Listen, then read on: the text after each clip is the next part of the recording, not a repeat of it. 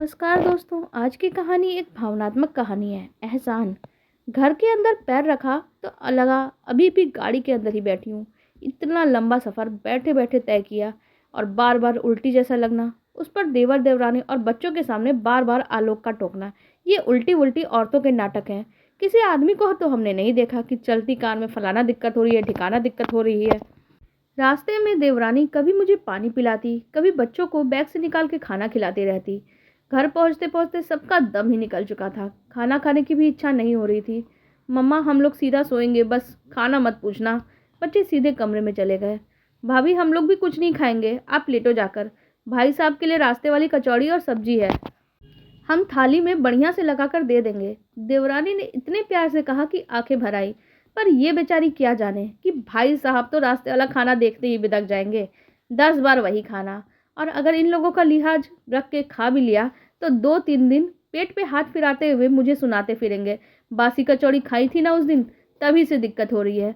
जी में आया, छोड़ो हटाओ, सुनाते तो वैसे भी है किसी न किसी बात को लेकर। खाने दो वही कचौड़ी। लेकिन अंदर की अन्नपूर्णा देवी बाहर आके मुझे उकसाती ही चली जा रही थी। 2 आलू काट लो, एक मुट्ठी मटर डाल के छौंक दो, एक तरफ दाल रख दो, 4 और रोटी का आटा गूंथ लो, बस लग जाएगी ताजी थाली। मैंने घर का जायजा लिया। आलोक देवर देवरानी को घर दिखाते हुए पूरे रॉग में घूम रहे थे। अपने को थीम के बाहर कुछ नहीं चलता है, सब बदलता है। सोफा बदला तो हमने कहा हटाओ साले को, पुरानी सेंटर टेबल वो भी मैचिंग आएगी। और हम दोनों थके हुए उबासी लेते हुए मेहमान बहुत बढ़िया, बहुत सुंदर लग रहा है कहते हुए जा रहे थे। ना उधर आलोक की आत्मभुक्ता रुकने का नाम ही नहीं ले रही थी, और ना इधर मेरे हाथ। गैस के तीनों चूल्हे आज धकधकाते मेरे पूरा सहयोग कर रहे थे। भाभी दिन भर यही सब संभालती होंगी, तभी घर इतना चमक रहा है। तेवर की बात सुनकर रोटी बेलते मेरे हाथ थोड़े और तेज चलने लगे। तब तक आलोक की आवाज आई। घर भी संभालती है और अपनी किस्मत पे इतराती भी है। अब हर किसी के भाग्य में ऐसा घर तो नहीं होता। वो बात अलग है कि इस बात के लिए एहसान कभी नहीं मानती। इस गंदे मजाक के बाद आलोक की हंसी।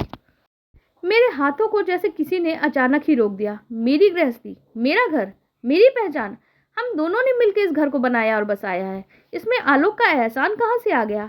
इस घर का तिनका तिनका मैं संवारती हूँ, क्या मैं भी गिनाया करूँ? पता नहीं सफर की थकान थी या शब्दों की सड़ांध, मेरा मन अजीब सा हो गया। जैसे तैसे थाली लगाकर आलोक को आवाज दी। देखते ही कंधे उचकाए। ये सब क्यों बनाया? वही रास्ते वाला खा लेता ना मैं। अच्छा, इन लोगों को इम्प्रेस कर रही थी क्या? फिर वही कुंठित मानसिकता से भरी हुई बातें, कटाक्ष। मन को कुछ उमड़ना सा लगा। पूरी तन्मयता से आलोक एक के बाद एक रोटी निपटाते जा रहे थे। उनको छोड़ के सब उस भारी माहौल के प्रभाव में थे। देवर साथ देने के लिए एक रोटी जबरन खाने लगा और देवरानी किचन की साफ सफाई में लग गई। भाभी इतना अच्छा खाना बनाती हैं, तभी भैया बाहर का खाना मन से नहीं खाते। मेरी गुम मुस्कान वापस लाने की गरज से देवर ने तारीफों की पुल बांधे तो आलोक की तरफ देखा। इधर सिर्फ एक डकार के अलावा कुछ मिला नहीं।